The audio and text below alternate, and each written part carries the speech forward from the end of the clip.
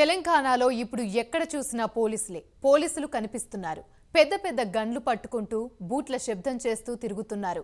కేంద్ర బలగాలు సైతం రాష్ట్రానికి చేరుకోవడంతో ప్రజలంతా వీరిని చాలా ఆసక్తిగా గమనిస్తున్నారు. వచ్చే నెలలో రాష్ట్రంలో లోక్సభ ఎన్నికలు జరుగుతున్న నేపథ్యంలో భారీ ఎత్తున భద్రతా బలగాలు తెలంగాణకు చేరుకున్నాయి.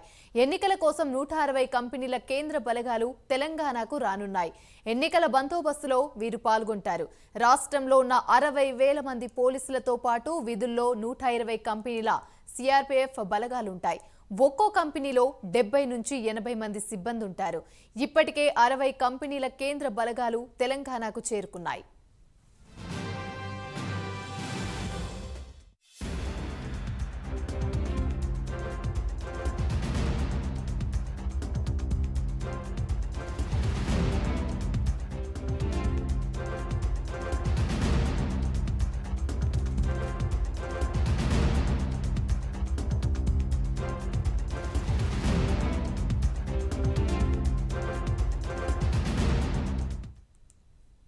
తెలంగాణలో ఇప్పుడు ఎక్కడ చూసినా పోలీసులే కనిపిస్తున్నారు. పెద్ద గన్లు పట్టుకుంటూ బూట్ల శబ్దం చేస్తూ తిరుగుతున్నారు. కేంద్ర బలగాలు సైతం రాష్ట్రానికి చేరుకోవడంతో ప్రజలంతా వీరిని చాలా ఆసక్తిగా గమనిస్తున్నారు.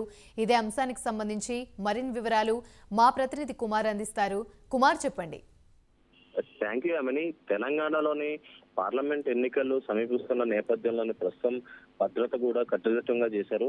ఏదైతే ఎన్నికలకు సుమారు 160 కంపెనీల కేంద్ర బలగాలు కూడా ఇప్పటికే తెలంగాణలో అయితే బలగాలు అయితే రానున్నాయి.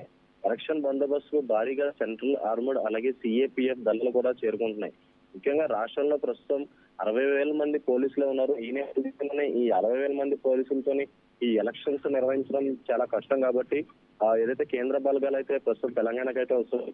విధుల్లోకి మరో 120 కంపెనీలు సిఏపిఎఫ్ బలగాలు కూడా రానున్నాయి. ఒక్కో కంపెనీలో సుమారు 70 నుంచి 80 మంది వరకు కూడా సిబ్బంది ఉంటారు. ఇప్పటికే రాష్ట్రానికి 60 కంపెనీ కేంద్ర బలగాలు అయితే చేరాయి. అలాగే మే నెలలోని ఏదైతే ఎలక్షన్ వచ్చే మే నెల 13కి ముందుకి ఏదైతే తెలంగాణకి మిగతా బలగాలు కూడా రానున్నాయి. ముఖ్యంగా 160 కంపెనీలు చెందిన బలగాలు అయితే ప్రస్తుతం తెలంగాణకు అయితే రానున్నాయి. ఇందులో ఇప్పటికే 60 కంపెనీలు అయితే వచ్చినాయి. మిగతా 60 కంపెనీలు కూడా ఏదైతే మే నెలలో రానున్నాయి. అలాగే ఈ ఎలక్షన్స్ కూడా పూర్తిగా కఠిన భద్రత కూడా ఏర్పాటు చేశారు. ముఖ్యంగా తెలంగాణలో 60 మంది పోలీసులు ఉన్న నేపథ్యంలోనే ప్రస్తుతం మరొక ఈ బలగాలు కూడా వస్తున్నాయి. ఇందులో ఆర్మూడ్ అలాగే సిఎఫ్పిఎఫ్ దళాలు కూడా ఉండనున్నాయి. ముఖ్యంగా ఏదైతే ఈ ఎలక్షన్స్ ప్రశాంతంగా జరిగేందుకు కూడా ఈ బలగాలని తెలంగాణకి అయితే రప్పిస్తున్నారు. అలాగే ఇప్పటికే 60 కంపెనీలు అయితే కేంద్ర బలగాలు తెలంగాణ రాష్ట్రానికి అయితే చేరుకున్నాయి.